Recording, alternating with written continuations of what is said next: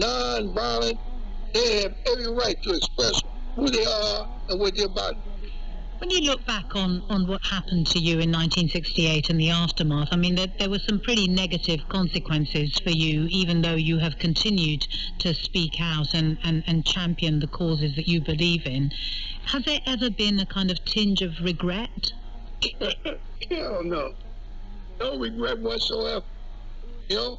And if I was young enough and felt that the cause was necessary for me to step up, I would do it all over again without hesitation.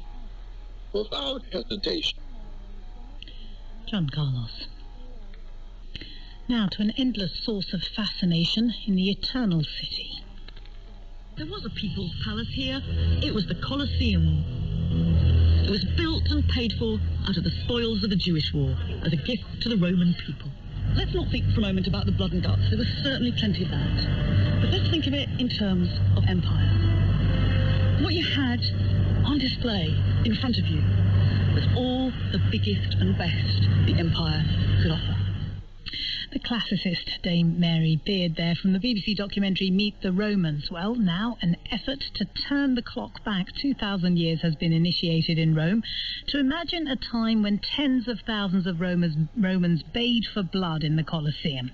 The Italian Culture Ministry is on the lookout for a brilliant engineer to reinstall the floor in the vast arena, which in AD 80 was a byword for the goriest show in the world. Gladiators battling it out for 100 days every year.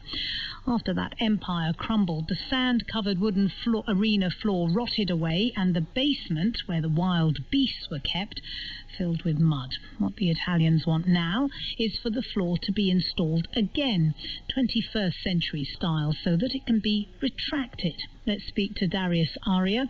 He's an American archaeologist based in Rome. Tell us why this is a request that's come now. This hasn't existed for a long time. The wooden floor has rotted and the area underneath has just been covered over with mud. Why now? Well, absolutely right. I mean, well, the thing is that the end of the excavations started in the 19th century or completed in the fascist era in the 1930s. So from the 1930s, it's the underbelly, it's the shafts, it's the support walls that are built over 12 phases, over 300 years. They've been revealed now for quite some time. They're at risk, and they're precious, and there is no underbelly underneath an ancient amphitheater as complex as what the Colosseum has. So it's always been in the conversation, we need to cover this.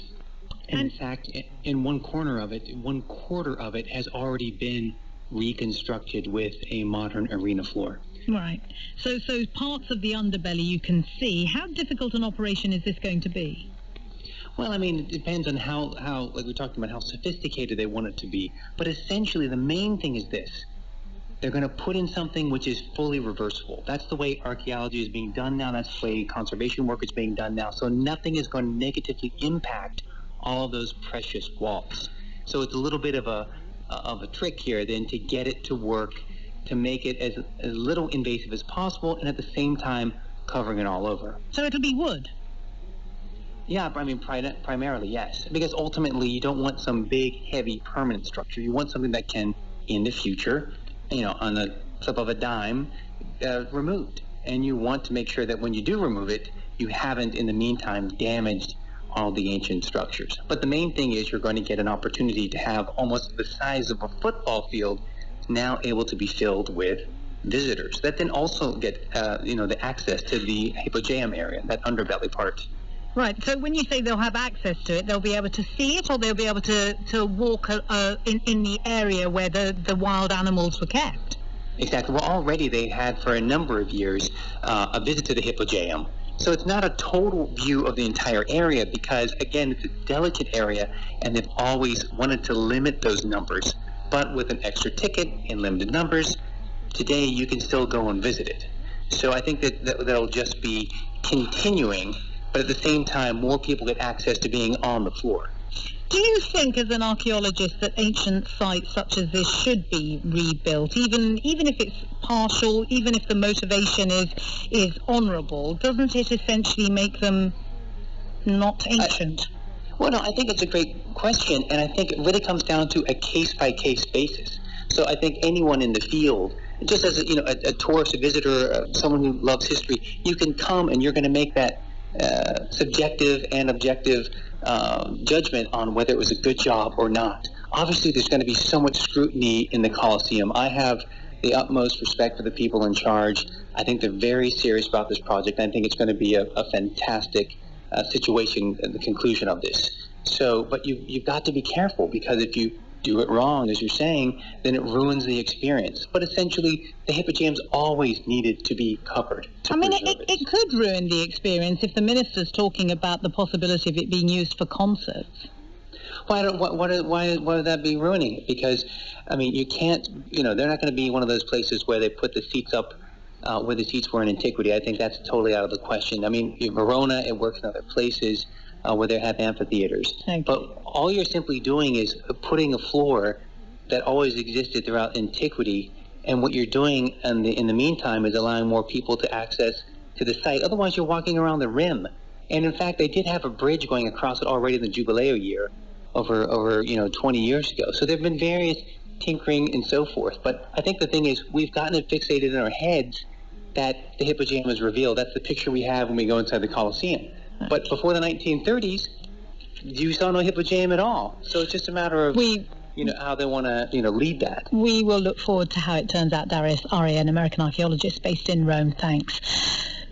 Just time for our closing headlines. The Health Secretary Matt Hancock has announced that millions more people in southern and eastern England will be placed in the toughest coronavirus restrictions, Tier 4, on Boxing Day. He said the action was needed to stem the spread of the new variant of Covid-19.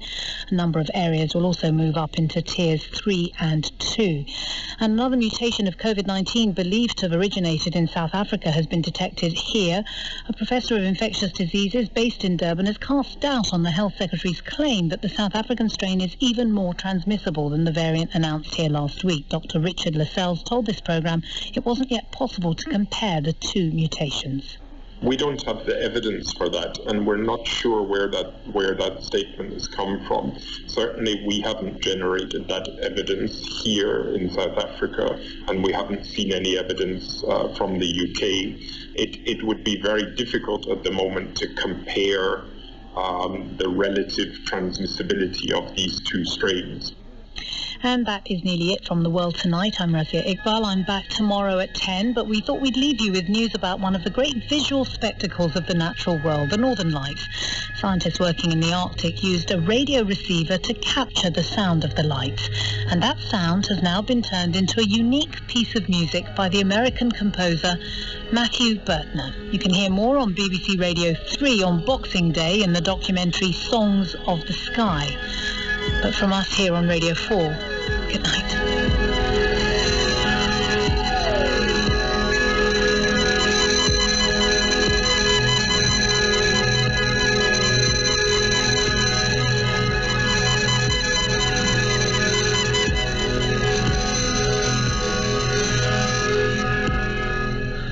Studio direction this evening was by Joe Leeds and the editor John Rigby.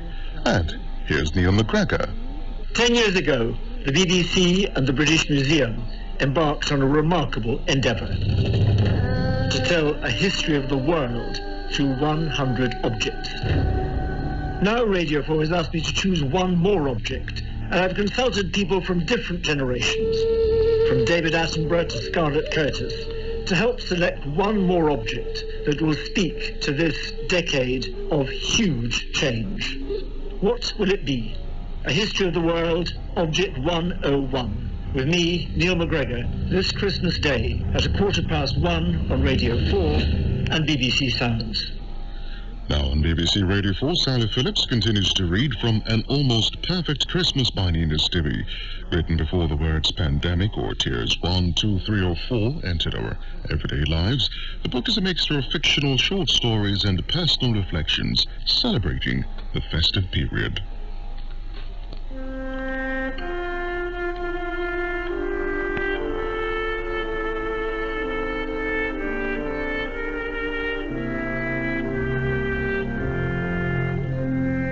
For several years, we've had the same little potted Christmas tree. I bring it indoors nice and early to acclimatise it before the kids decorate it for Christmas. I take a photograph of it, complete with homemade Angel Gabriel, who looks exactly like Alan Titchmarsh, on the top, and I might tweet it. Once Christmas is over, the tree goes out into the garden again, where it sits in a shady spot until the following Christmas. Every year it has looked a bit scrawnier, but never has it died. I first saw this tree at Candy's Florist, opposite the Nail Bar. We were new in town, having literally moved house that day, and I thought a Christmas tree might perk us up. I parked across Candy's side alleyway, dashed into the shop, and asked if they had any Christmas trees. Candy pointed to a lopsided little fir tree in a pot and told me it was the last one she'd got. It looked half dead, but I examined it anyway, out of politeness. Candy stood at the flower-arranging counter, wrapping poinsettias in tinted cellophane and green ribbon. "It's not a good specimen," she said, and suggested I try the out-of-town garden centre, or Home Base, or Sainsbury's, or the Panier Market. I realised I didn't want to go anywhere else. I wanted to go home and unpack our belongings.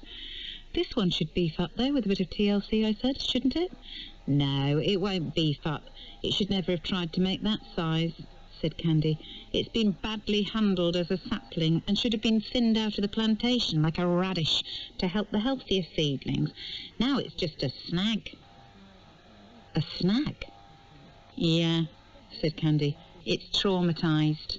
It's probably been like that for years, but it's on its last legs now. It might freak if you take it indoors and mess about with it." "What's a snag?" "A standing, dead or dying tree. Inactive equilibrium." I examined it again. I imagined it covered in baubles. It didn't look that bad to me. It had a good, angel-worthy top, but then nothing much in the middle, and most of the important lower branches were good for nothing. Old and gnarly, like broken fingers. "You won't want it. It's not up to the job," Candy said, looking up from her bouquet wrapping jobs. She was the wrong kind of person to disagree with.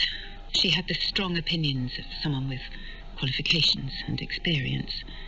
There was a framed certificate on the wall behind her. I daren't look at it. She was the sort to launch into a certificate-based anecdote. I knew it was hers anyway by her confident use of jargon.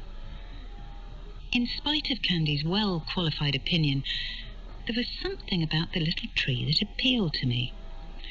"I'm not that bothered about bushiness as such. I'm more interested in tallness," I said. "And because this tree is so scrawny, it looks tall, even though it's quite small," I reasoned. "And if we don't take it, who will?" I wondered. "It's just a snag," said Candy, squinting at me. Candy really didn't want me to take the tree. I wondered briefly if there was a hidden agenda. Not that she looked like the sort to hide agendas. "Do you want this tree?" I asked. "Is that it?" Candy laughed. Of course she didn't want it. She'd chosen hers 3 weeks ago, pick of the crop, a perfect symmetrical Fraser with silvery needles and the perfect shape for her narrow lounge diner. She'd decorated it already with her granddaughter. I wanted to say she didn't look old enough to have a granddaughter, but you never know how that's going to go down these days. "I think I'm going to take this tree," I said, a little anxiously. "You got kiddies at home?" asked Candy, menacingly. "Yes, and they'll be delighted with it," I said. "No, they won't," said Candy. "Kiddies hate trees like that, plus it might die on you. Have you thought about how that's going to affect your Christmas?" She was wrong. This tree needed a home, and we needed a tree. My kids were still young. They told me I looked like a princess on the occasions I changed out of my pyjamas. They weren't going to see this tree as a snag. They'd love the idea of it being rescued, and they'd cover it with tinsel and adore it. I suddenly understood how my friend Stella must have felt when she first saw Sparky, her troubled collie-corgi cross, at the dog pound in Glasgow, when all around her the staff tried their utmost to persuade her against him.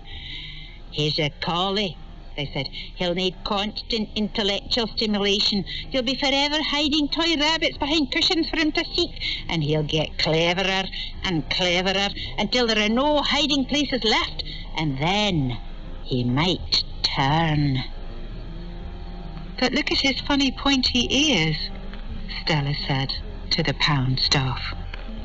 Still, they tried to put her off with warnings about how he had been traumatised as a pup, neglected and undernourished, and how he'd never make a family pet. Even if she subscribed to Dog Puzzle Weekly, she'd never manage to keep his mind occupied long enough to prevent him chewing the table legs to dust and weeing on the carpet out of boredom and post-traumatic stress. I told Candy about Sparky.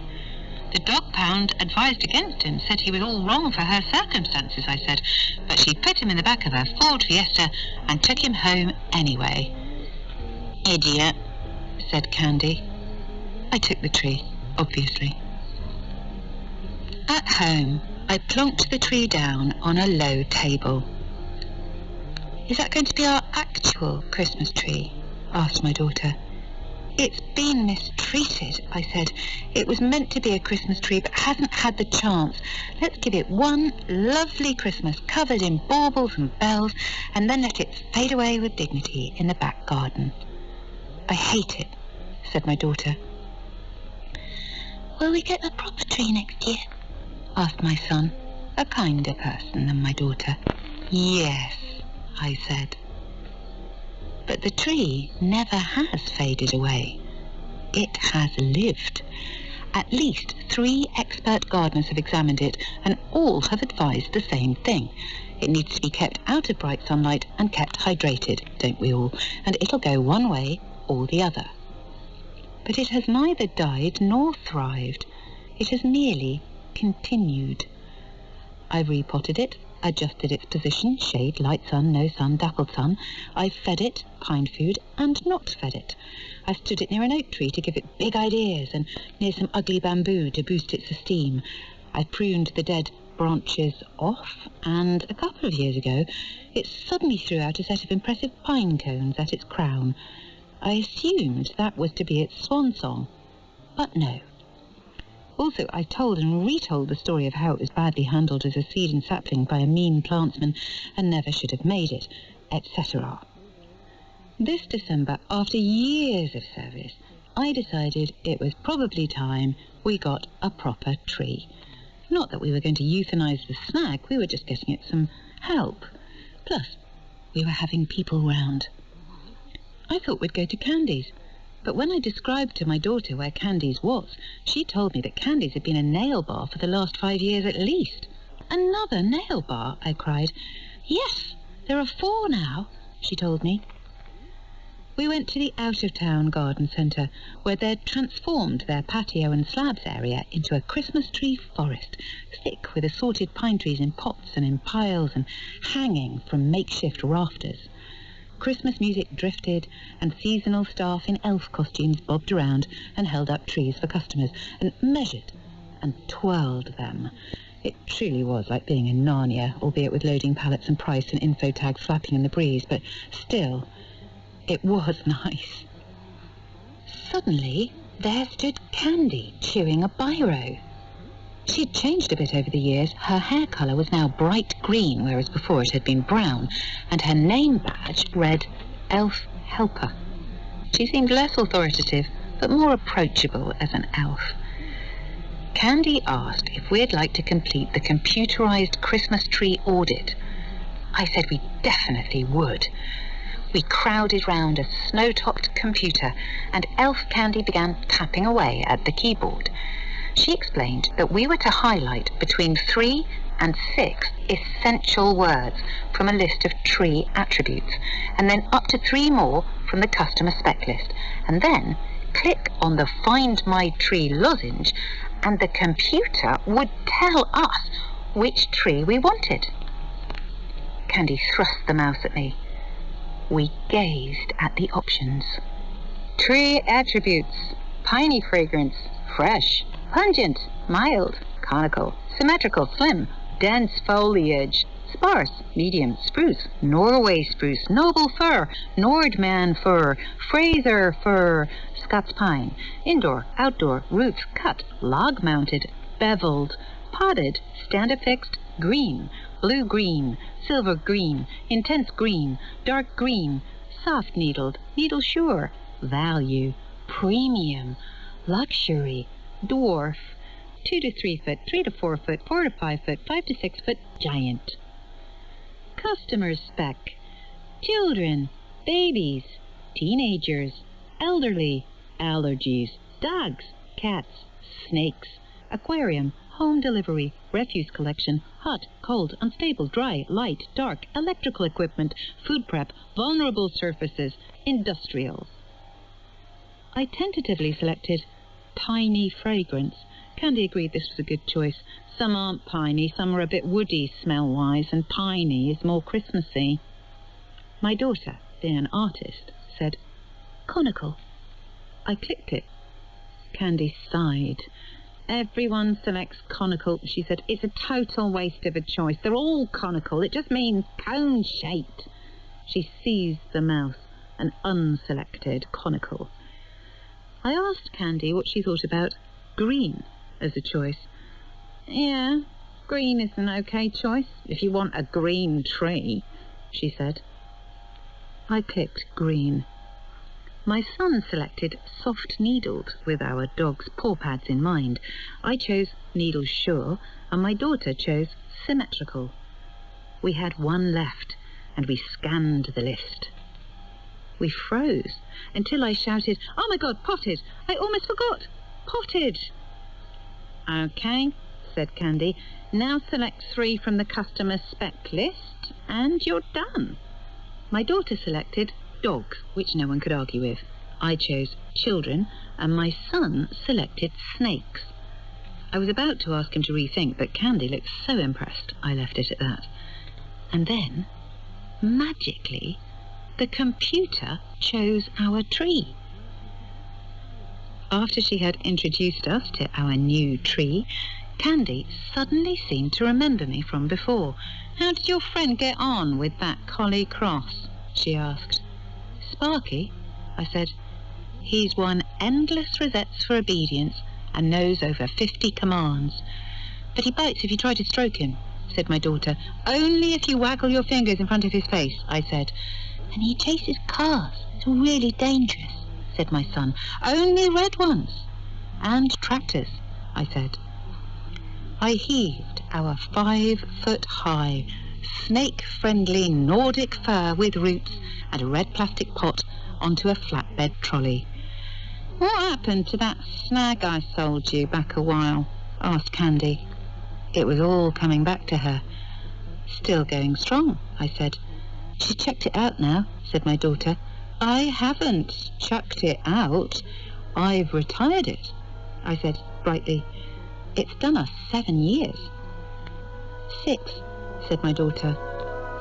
Tutted Candy. "I told you it wouldn't last."